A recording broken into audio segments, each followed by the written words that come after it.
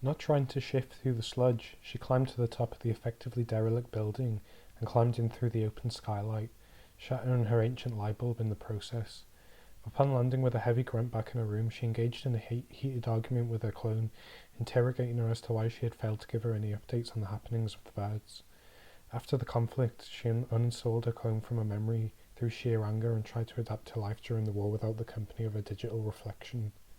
However, she was not well suited to this life and became lonely and attempted to reinstall her clone. It did not work. She became dejected and started wandering the streets, half searching for clues of other survivors with similar clone problems, and half hoping that she would be attacked by the birds and die.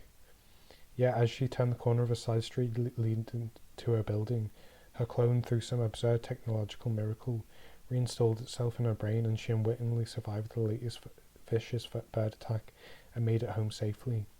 The clone reveals to the female her identity. It also tells her there are wider forces in outer space trying to manipulate her decisions through space transport, amongst many other means. That's when I come along. I told her I was responsible for her clone's malfunctions and that I had a male counterpart clone installed in my brain too. In fact, it turns out that me and her go back a long way, to before the war. We worked this out by looking at and comparing the memory reels from each of our clones.